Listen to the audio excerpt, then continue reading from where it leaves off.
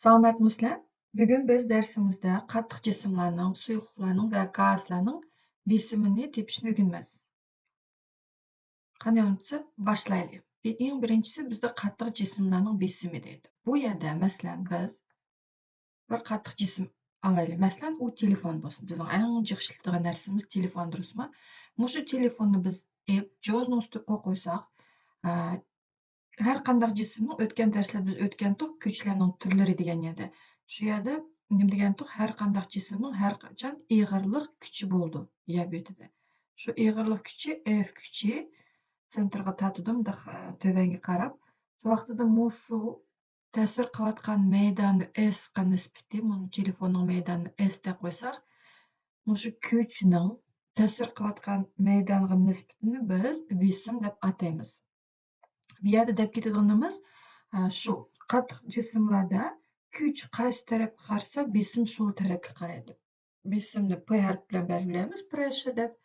O'lcham birligi uning paskal, F deganimiz kuch va S degan shu maydon. Shu vaqtida 1 paskal deganimiz 1 newton bo'lingan 1 metr kvadrat. Shu vaqtida 1 newton kuchi bilan 1 metr kvadrat maydonga ta'sir qiladigan miqdorni biz 1 paskal deb ataymiz. Birinchi savol. По тонкому льду безопаснее ползти, чем идти. Выберите правильное утверждение. Nima uchun biz muzning ustida manganda o'mlab manganimiz durustroq? Mana buni adam bo'lsin, u mangdi yoki bo'lmasa o'mlab mangsa, nima o'zgardi? Bu yerda o'zgarganimiz besim dedik, durustmi? Har ikki joyda besim ta'sir qildi. Birinchi joyda adamning ig'irlik kuchi F bo'lsa, uning miyadagi maydoni S1 deb bo'ldi, durustmi? Uni putlarining yer betiga besayotgan maydoni S1 deb qo'yaylik.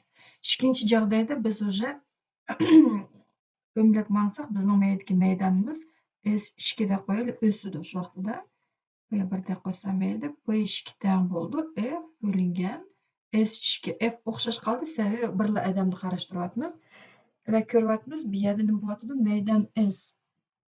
Ikkinchi joyda jiq, endi mahraji qanchalik jiq bo'lsa, kasr shunchalik oz bo'ldi deymiz, durustmi? Shuning uchun bu yerda durust javobi bo'ldi. Qaysi? Ползущий человек давит на лед с меньшей силой deydi. Kuch, qaranglar, ikkili joyda kuch o'xshash, FF. Shuning uchun A xato. Mengayotgan odamning maydoni o'mlab ketmagan odamnikidan jiq. U xato, sababi ko'rasizlar, mayda всего лишь oyoq kiyimning maydonini olamiz, mayda bo'lsa полностью besayotgan maydonni полностью olamiz. Xato katta. O'mlab ketmagan odam muzga ta'sir qilgan besimi ketmagan odamnikidan oz deydi. Bu durust. Как раз таки nimishga sababi o'mlab ketmagan odamning maydoni jiq bo'lganki, uning ta'sir qilgan besimi oz. Shu vaqtida durust javobi C. Endi men qaraylik. У идущего человека масса больше, чем у ползущего. Ketib boramizlar, o'mlab ketib boramizlar, неважно, har ikki joyda jismning massasi o'zgarmaydi. Shuning uchun bu xato. Bu неправильный ответ, тем более xato. Ikkinchi esa штормовой ветер с силой 8 баллов создает давление на преграду 1000 паскаль. Besim 1000 паскаль. Определите силу давления на стену дома высотой. Agar tam представим себе, tam uning egizligini h deylik, uzunligini L deb belgilab qo'yaylik. Shu vaqtda h 5 metr, L 10 metr. Всегда qaraymiz o'lcham birliklari C da, нормально, metr пойдет. Yaxshi, shuning uchun продолжаем решение. Deydi, если ветер дует перпендикулярно к поверхности дома, kuch F ni tepishimiz kerak. Shu qattiq jismlarning besim formulasidan nimani chiqaramiz? Kuch F ni ifodalasak, u bo'ldi besimning maydoniga nisbati. Endi mayda tikto'rtbuloq bo'lishqa maydonni uzunligi bilan kengligining ko'paytinishiga teng. H L deb qo'yaylik. Sandirni o'rniga qo'yib chiqsak,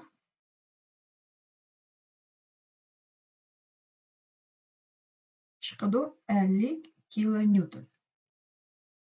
Qo'rining maydoni 1300 cm kvadrat. Насколько увеличится давление кастрюли на стол, если в нее налить 3,9 литров воды? Так, литр воды degan hajm 3,9 litr suv quyilsa, u vaqtida besim qanchaga o'zgardi? Ушул катык жисимlar бесиминин формуласы F бөлүнгөн S'ni алсак, bu yerda P тең болду. Кандай күч таасир кылды? Агер биз 3,9 litr suv куйсак, у вакытта bu yerda ийгирлик күч таасир кылат. Шуning үчүн F'нин ордуна mg yazamiz. M'dan S калды. Endi sandan qo'yishdan burun qarang, bu yerda C sistemaga yo'tkab olganlarimiz bor ekan. Santimetr kvadratni biz metr kvadratga aylantirib o'tishimiz kerak. Uning uchun 1300 ni ko'paytimiz 10 darajasida minus santimetr metrdan kichik. 1 metr deganimiz 100 santimetr. Kechirsizlar. 100 deyapman, 1000 yozyapman. 100 santimetr. Shu vaqtda buni kvadratlasak 10 darajasi 4 chiqibdi. Shu vaqtda 10 darajasi minus 4 ga ko'paytamiz. Bu vaqtida 1, 2, 3, 4 znakka o'tkazsam 0,113 metr kvadrat bo'ldi. Hajm litr. 1 litr u 1 detsimetr kub. Ну, аж так договорились ученые. 1 detsimetr kubni endi metrga aylantirsak, это 10 darajasida minus 3.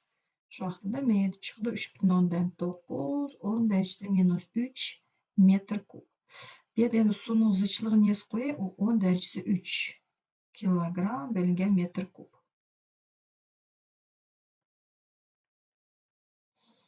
Так, endi o'rniga qo'yib chiqsak, bizda qarang, massamiz yo'q, biroq bizning, как обычно, yurak formulasidan-da, formula любвида qo'ymizmi, zichlikning formulasidan massa teng bo'ldi rho v. И вообще suv uchun yodlaveringlar, men o'zi bir vaqtlar degan bo'lishim mumkin. Suvning qarang, zichligi 1000, hozir hisoblaydi. Hajmi 3,9 litr deydi. 3,9 10 darajasi minus 3. Uni ikkisi qisqarayotsa qaldiki, просто 3,9 kilogramm. Только suv uchun, biroq faqat suv uchun 1 litr suvning massasi 1 kilogramm bo'ldi. Sababi mana men ko'rasizlar, durustmi? 10 ning kubi ko'paytirilgan 10 ning minus kubi o'zaro qisqarib ketgandan keyin shu koeffitsient qancha bo'ldi, shuncha qoldi. Chiqaraylik. P teng M deb oldik. J erkin tiklish bizda 10. M'dan qanchaga? 0,13. M'da 5 ni ikki znakka o'tkazsak, M'da ikki znak ham bir 0 qo'shimiz. 390 ni 13 ga bo'lsanglar 30, 10 ko'paytsanglar 300. Shu vaqtda 300 paskalga o'zgardi. Трактор оказывает на почву давление 400 килопаскалей. 40 килопаскалей.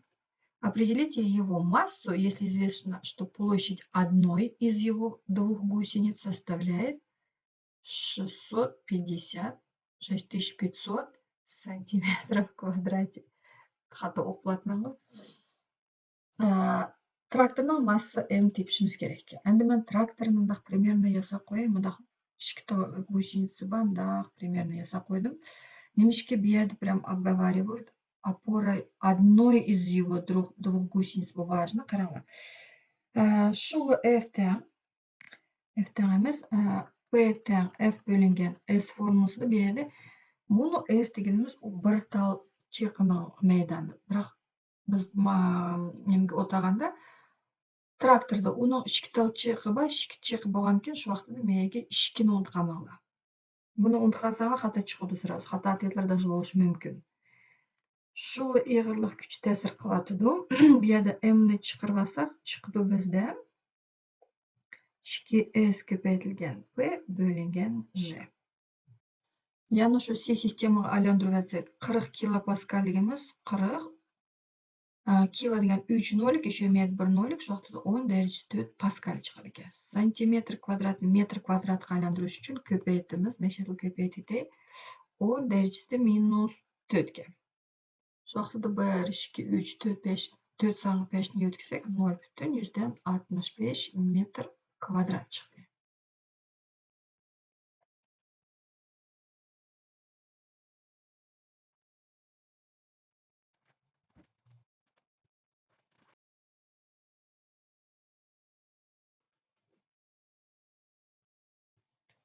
Cevabı buldu 5,2 тонна.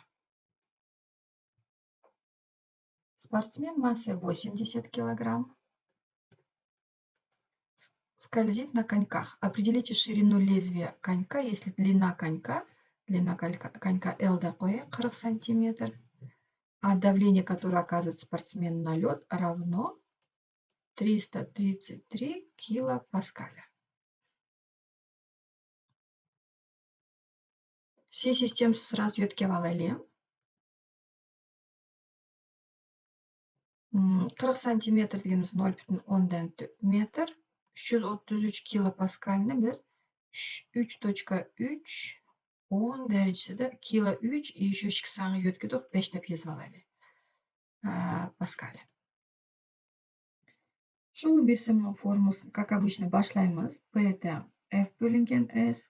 Bu yerda endi yana adam manganda 2 konkiga aylantiramiz. Shuning uchun M'ga S yozganda biz не просто L ko'paytirilgan H deb qo'yaylik, a 2 degan koeffitsiyentni qo'shamiz. Потому что 2 maydon bor. 2 konki kelgankin 2 maydonni qo'shib etishimiz kerak.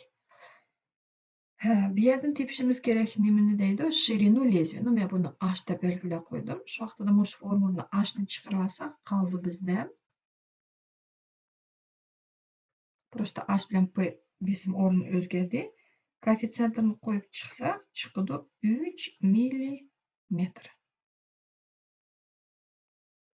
Endi suyuqlar va gazlarning besimiga kelaylik. Shu P teng F bo'lingan S formulasidan F ning o'rniga mg bo'lingan S deb yozdik, turibmi? Endi massani biz rho v deb qo'ysak, rho v J bo'lingan S qoldi.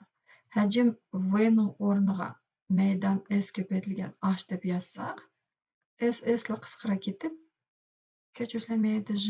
Bizda formulamiz chiqdi. Suyuqlar va gazdagi besimning formulasi rho J H. Mana chiroyli yozib qo'ydik. Bu yerda rho deganimiz P deganimiz besim, rho deganimiz suyuqning zichligi, J endi как обычно 10 yer betida olsak va H degan egizlik. Shu vaqtda agar qattiq jismlarda bizda besim kuch bilan maydoniga kuchga to'g'ri proporsional maydoniga aksi proporsional bo'lsa, suyuqlar va gazlarda suyuqlarni deymiz zichliqqa va egizlikka besim to'g'ri proporsional bo'lib chiqadi ekan. Yana deb ketadiganimiz u Паскаль qonuni bu yerda nima deymiz? Давление, которое оказывается на жидкость или газ, передается в каждую точку жидкости или газа без изменения. Bu yerda endi Паскальning sharik Паскаль degan bor. Bunda shar elib to'shiklari bo'lsa, to'shiklari bor sharikning ichiga suv qo'yib, ustidan bossanglar, bu yerda nima qildi? Suv hamma tarafga birdek to'kildi. Shu tajribadan biz nima xulosa qilganimizga, suyuqlar va gazlarda besim hamma tarafga birdek ta'sir qildi deganga. Hisob chiqaraylik. Сообщающиеся сосуды deydi. Сообщающий сосуды deganimiz mana bir tal qachini olamiz. Median bir tal ikkinchi qachini elib, ikkisini qo'shib qo'ysak va mega suv qo'ysak, shu vaqtda suv to'shtaganda buni yoki suv to'shidi, buni yerdan suv o'tib yaqin to'shidi ғой. Mana ikki tal qachini qo'shilgan qachini biz сообщающий сосуд deb ataymiz. Так, shu tuvandiklarning qaysisi durust deydi? Уровень воды в сосудах А и Б одинаков. Endi сразу durust ответni yozib qo'yibdi. Bu yerda suyuqlik hammaga birdek распределяться qilishga, buni egizlik H'lari birdek bo'ldi. Давление воды на дно сосуда B больше, чем на дно сосуда А degan xato. Egizliklari H o'xshash bo'lgankin, P teng rho J H formulasidan неважно buni maydon, неважно qanchalik bo'lsin, главное egizliklari birdek bo'lg'achqa besimmi birdek bo'ldi. Bu xato. Масса воды в сосудах А и Б одинаков. Вот это xato. Endi massa qarang, buni so'ng tarafdagi hajmga qarab bo'lganki, bu yerda massamga qarab bo'ldi. Давление воды на дно сосуда А больше, чем на дно сосуда Б degan xato. Bu yerda egizliklari birdek bo'lg'achqa besim teng bo'ldi. Плоскодонная баржа получила пробоину в днище площадью 200 квадратных сантиметров. какой силой надо прижимать пластырь, которым заделывают пробоину, чтобы выдержать напор воды на глубине 2 метра. Су деген күн суның зычлыгын ятлап ала 10 килограмм бөлінген метр куб. Все, и тепишimiz керек күч F. Представьте себе мұны баржын. Да мана мейді бір төшік болғалды. Әнді мұшы төшікнің мейданы S-ке. Понятное дело, мейдің су кірді бейге, дұрыс ма? Әнді біз төпсідің бір F күч білен тәсір қылышымыз керек ки, чтобы мешеді мұны суның бесімі не таңыштырыш үшін. Жоқ ішкі бесімні бір-бірсіге таңыштырсақ, бір тәң по ішкі бір тараптың F күчі білен S мейданлық тәсір қылмыз, ішкенші тараптың сұйылықның зычлығы бейді конкретно су дәмді. Да, воды деген кен. Ро, Ж, H деп yazayım. F тәң болды, Ро, Ж, H көпейтілген S. Мың еще 10 дәрежі 4 деп сразу yazып алайық. Көпейтілген H 2 метр. Мейдам, кстати, ұнтықапты мәлендірушіні мейді. Сілі ұнтымаға ашын бешеді шығып тұрыш кейді. Сантиметрні метрға айландырышкен 2 нолика и еще квадрат тұғашқы ян бір 2 нолика. Шының үшін. Сілімді ясалам болды. 200 көпейтілген 10 дәрежесі минус 4. Мен мұны мейді 4-ні көріп, сразу үшті есіп алдым. 200 10 дәрежесі минус 4 мен ес қойсақ, мұла қысқыра кетіп, жауабы болды 400 ньютон. Определите глубину погружения батискафа в море, если на его иллюминатор площадью 0,12 квадратных метров морская вода давит с силой 1,9 меганьютонов. Меганы айландыру итәлебияды 1,9 10 дәрежесі 6 миллион деген ғой ньютонов. Тепшіміз керек H-ні. Шол жоғырдегі формулдың әбейкен F бөлінген S тәң Ро Ж H. Яны H-ні шығырбасақ, U тәң болды F бөлінген S и еще Ро Ж түшіді мана. Зычлық білен Ж көпетілген білен тұрды, бияқын бөлінген білен бұл кәтті. Санларыны қойып шықсақ,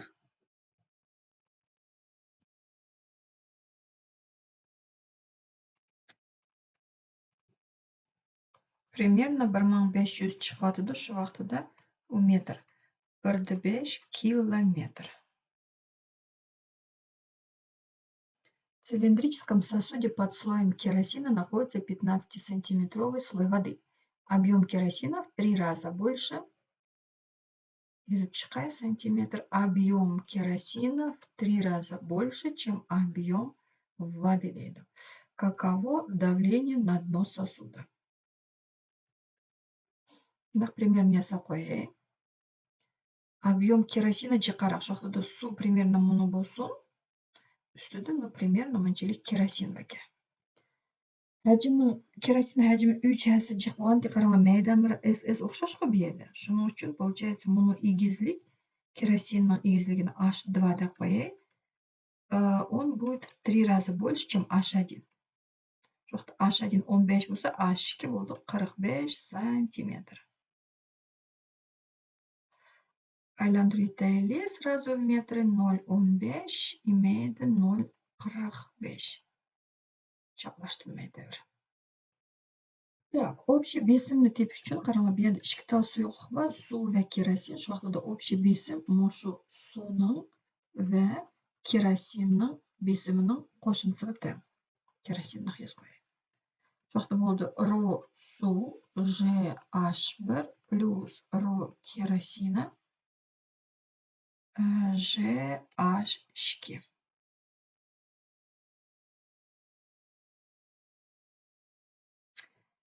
Санларыны қойып шығайлы, мана керосинның зычлығы 800, сунеки вадида қойыпты мәмейді 1000. Шу вақтыда бізді болды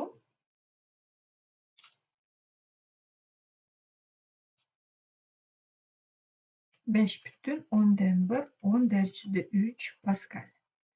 10 дәрежеде 3 деген ол приставкамыз бізді кила. Малый поршень гидравлического пресса. Гидравлический пресс деген біздің дақ бір приспособление. Астарасыз қойайық. Гидро деген сұйықтық деген білдірдіңіз ма? Егер бір тарапını S1 десек, мейдан, мен мұның мейданны S2 десек, соң тарапыға F1 күші білен тәсір қылсақ, біз сұйықладық, дедік қой, бесімлән тарапқа бірдек тәсір қылды. Şu vaqtida meyda biz F2 meydanı S2 küçük təsir qılsa, şumuş işki besim bir-birisiga teng deb F1 bölüngen S1 teng F2 bölüngen S2 ni işletilaymiz. Bu gidravlический машина ig'ir yuklarni ko'tarish uchun ishlatiladi. Masalan, sizlar meydani az tarafiga az kuch bilan ta'sir qilsanglar, bir san chiqadi kasr. Masalan, 1/2 deb qo'yaylik-da. So'ng tarafidan sizlar bir mashinani qo'yib qo'ysanglar, tonnada, 2000 bo'lsin, скажем. 2000 newton и bölüngen соответствующий meydanға X. Şu vaqtida meydan qancha bo'lishi kerak? Kasr saqlanib qolish uchun 4000. Ну, это просто предисловие, в общем. Hesabımızga kelaylik. Малый поршень площадью 2 см. Площадь S1 2 см квадрат. Под действием внешней силы опустился H1 дейли 16 см. Площадь большего поршня 8 см квадрат. Определите вес груза, поднятого поршнем, если на малый поршень действовала сила 200. Малый 1 деп belgildik, şoqda F1 200 ньютон. Тепишimiz керек ki F2 и на какую высоту был поднят? H2. Endi buni gidravlический pressning formulasini ishlatsek, bu yerdan F2 chiqarib olaylik. U bo'ldi. F1 ko'paytirilgan S2 bo'lingan S1. Endi внимательно.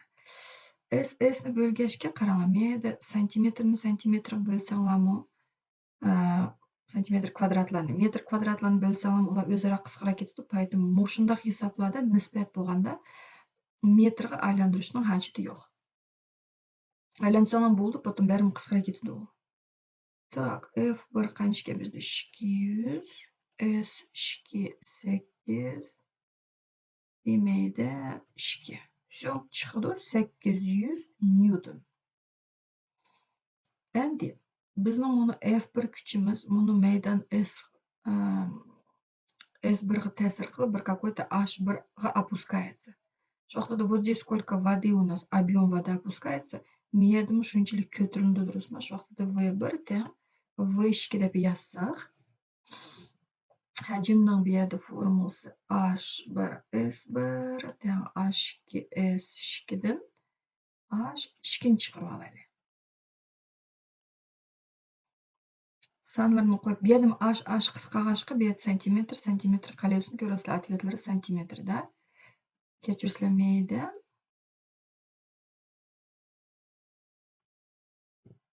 H2 emas, meyda S2 bo'lishi kerak.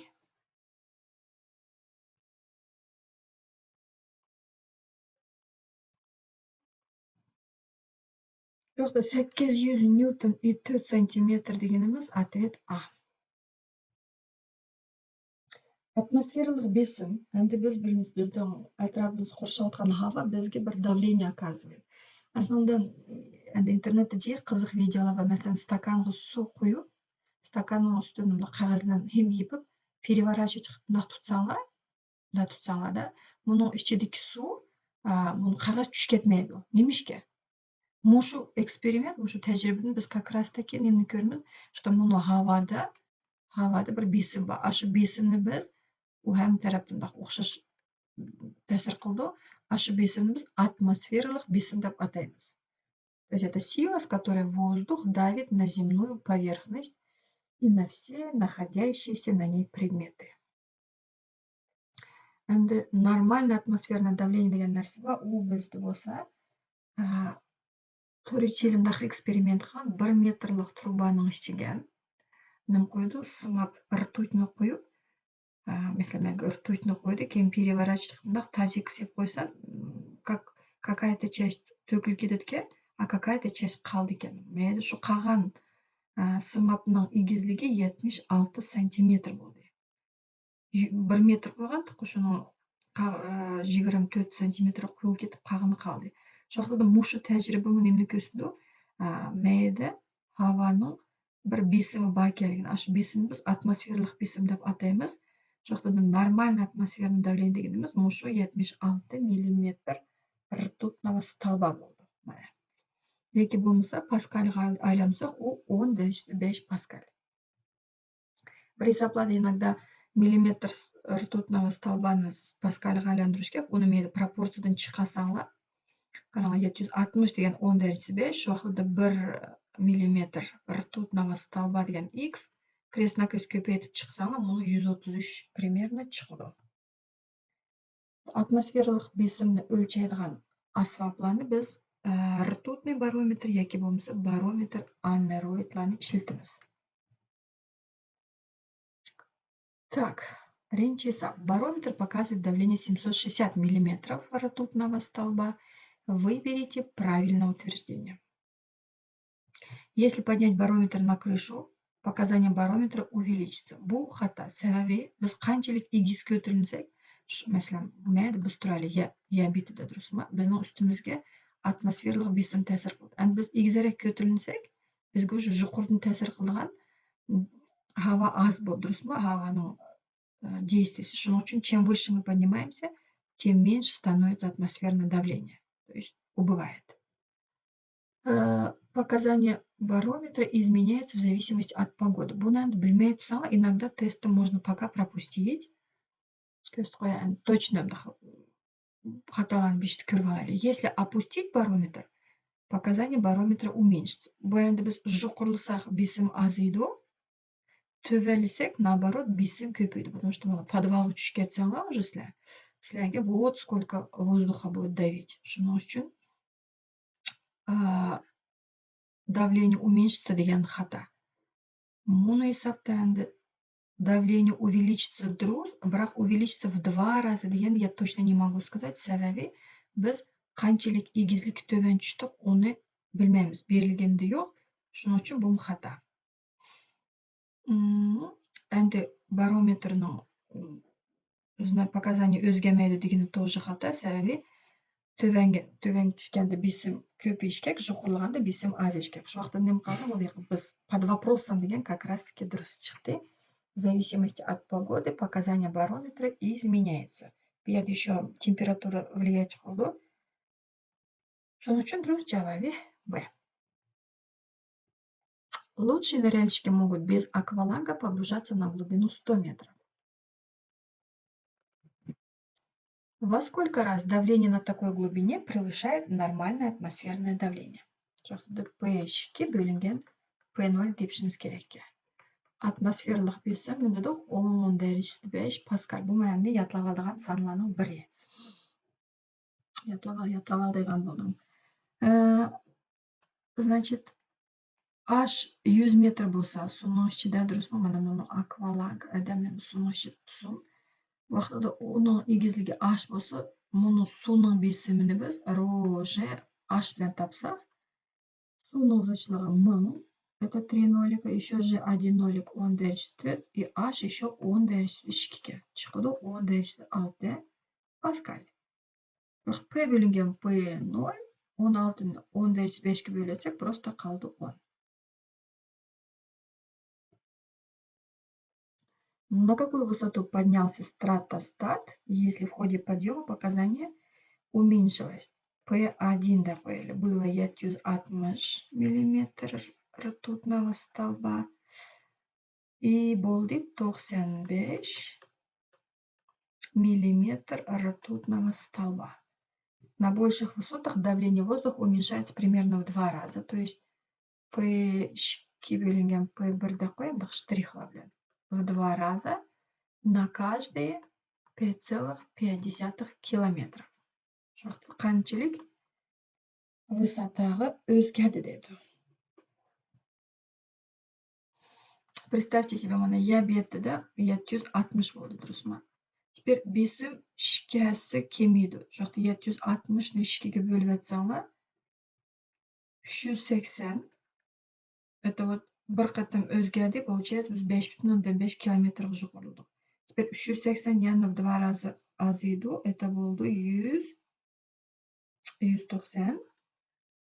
Yani 5, значит 5 kilometr götürdük. 190 yani 2'ye bölüvetsek çıkıdı 80, 95'e жүрсе.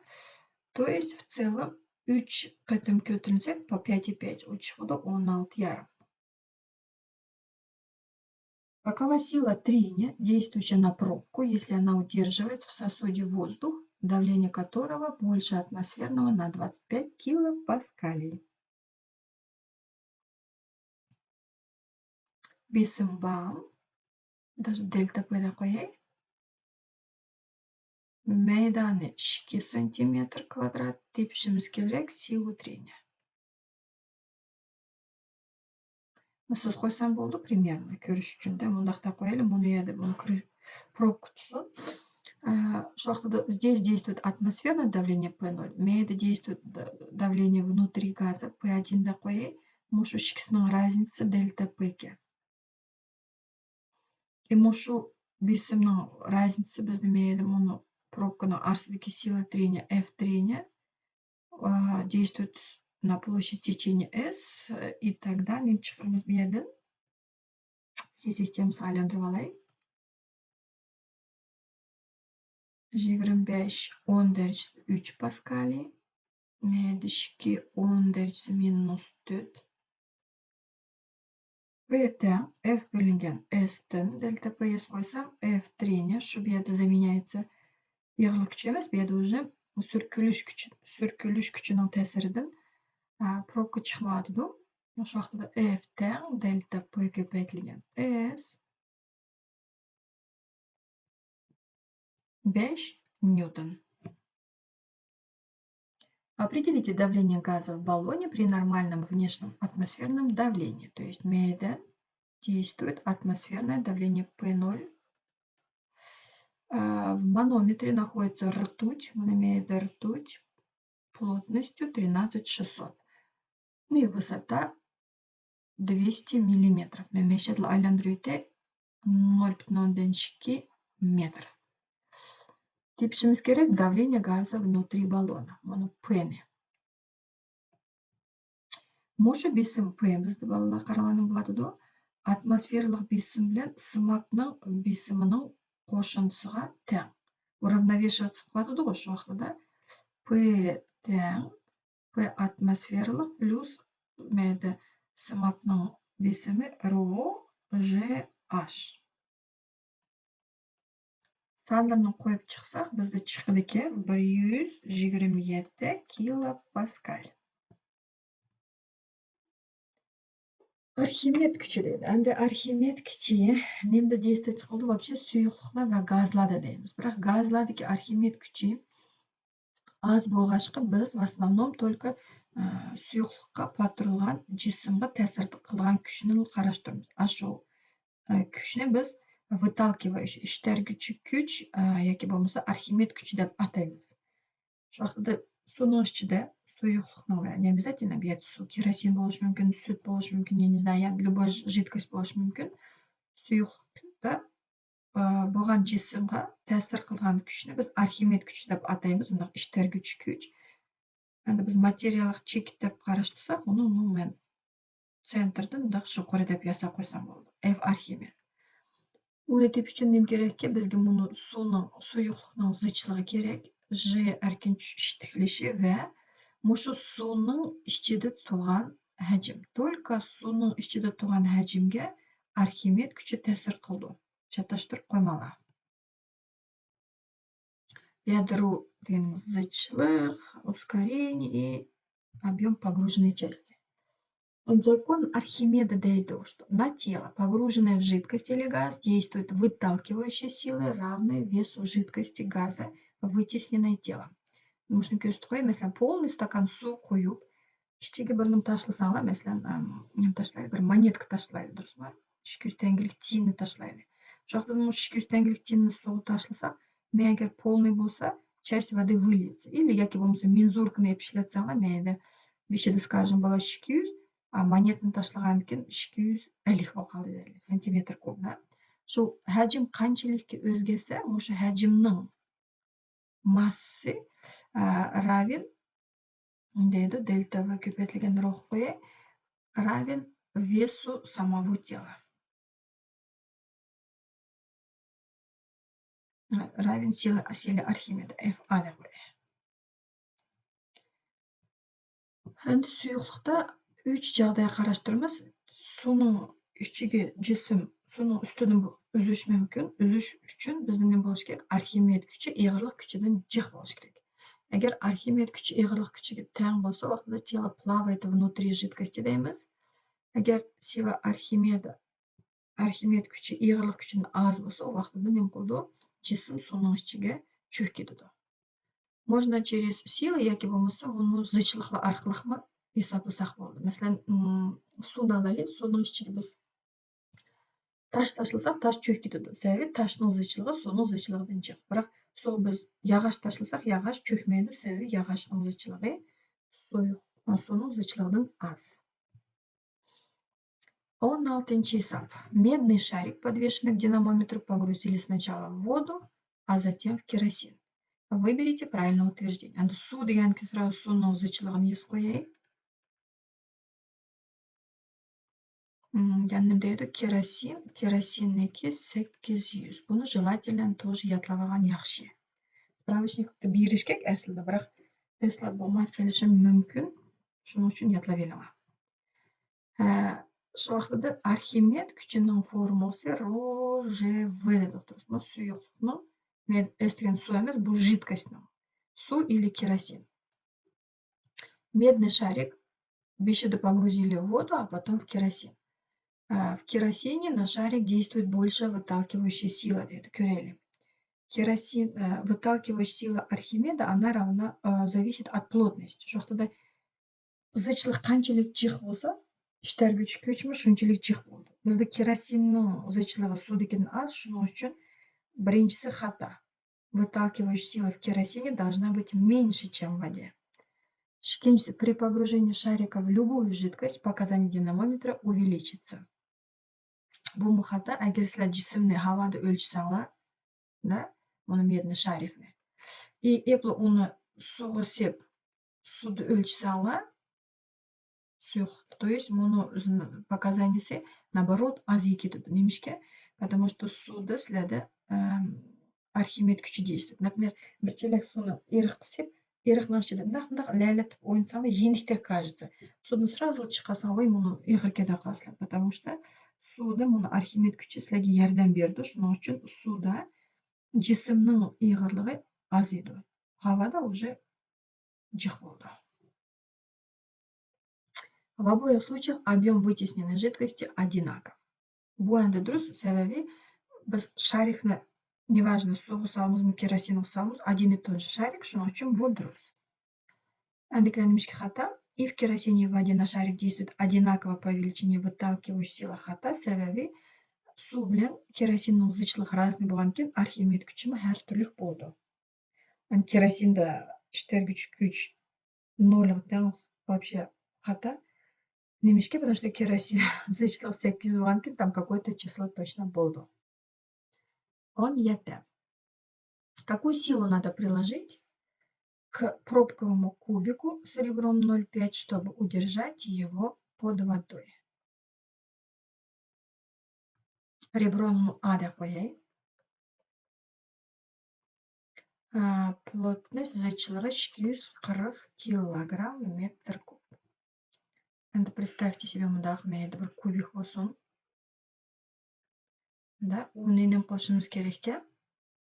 Үстін бір F күші білен тәсір қылшымыз керек, чтобы удержать пробку. Вообще, тұтмысанға қарала. Пробканың зычлығы 240, соның зычлығы 1000. Понятное дело, чөкмейді пробкамыз. Килограмм метр куб. Әнді оны мұндақ чөктіріш үшін біз үстін бір F күші білен тәсір қылмыз.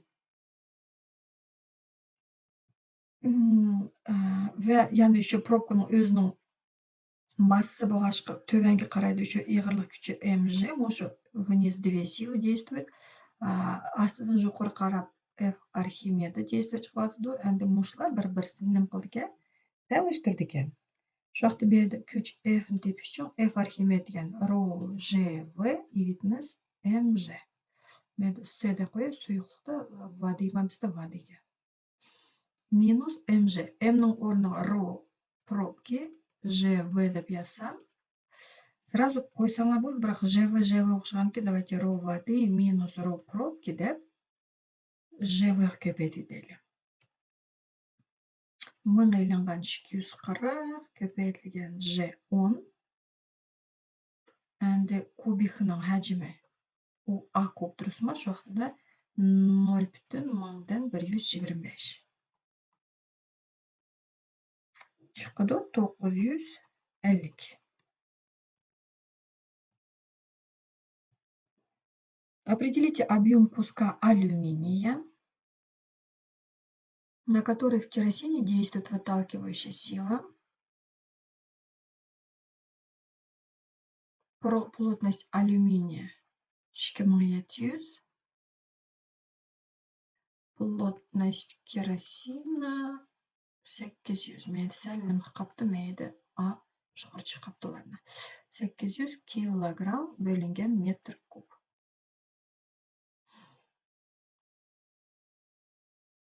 Архимед күші берілген кен А тен ро ж в дейлі, где объем погруженной части, да? И вот как раз таки мұшы вейн тепшіміз керек. Шоқты да F Архимеда бөліміз ро ж. Только внимательно, ро дегеніміз бейді жидкость. Жидкость. В данном случае бізді немке керосин, шының үшін бәйге керосинның зычлығыны язымыз.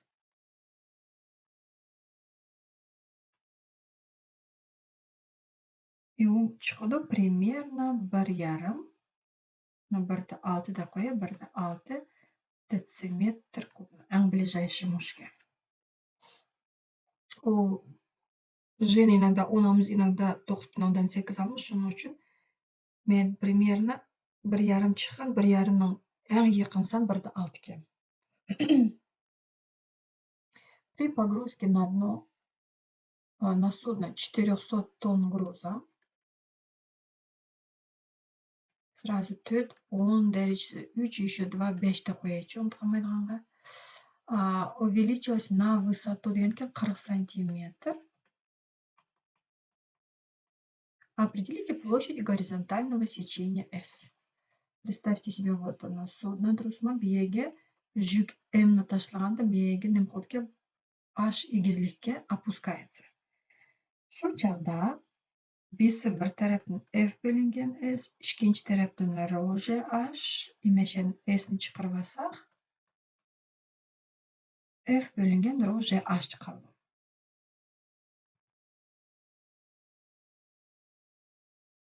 Кстати, мен F дегеніміз только иғырлық күші ба дұрыс ма? МЖ бөлінген ро Ж H. Жылан қысқартып әтсек, қалды масса 4, 10 дәрежесі 5, зычлық, соның зычлығы 1000, и егізлік 0,4. Исаплавет сала чықыду бейді так, 10-ның квадраты, 4,04-ке 10, 10 и еще 10-ның квадраты 1000. Метр квадрат. При взвешивании тела в воздухе динамометр показал 4,4 ньютона, а в воде 1,6 ньютона. Определите объем тела. Әнде нем үшін судеки иғырлық күші азайды. Конечно же, бұл бізді Архимед күшінің тәсірі. Жоқ, Архимед күшін тепіш үшін біз havadaki иғырлық күшінің иветіміз сұйықлықтыки суда беді. Вайдамды вада деген кен. Вада да қойы F2 қасу. F Архимед ро Ж В тәң F1 минус F2 мешәдің вен тепіш үшін формасында жез қойы оңай бағашқа езетей. 4,4-1,6 evetsiləm 2,8 bölüngen meydi 1000 и еще 0,10 дәрежесі 4. Bu bizde метр куб. Қараңа бет сантиметр куб бұғашқа 1 метр деген 100 сантиметр ғоды 2 нолика. Куб тұғашқа ашу 10 степені 2-ны куплысаңа 10 дәрежесі 6 шығылы. И тогда мұлла қысқырайып кетіп 10-ның квадраты 280 сантиметр куб. Соны білен бүгінгі мазымыз бітті. Әгер суалдарыңа болса, мәрхәмәт комментария езіп қойыңа.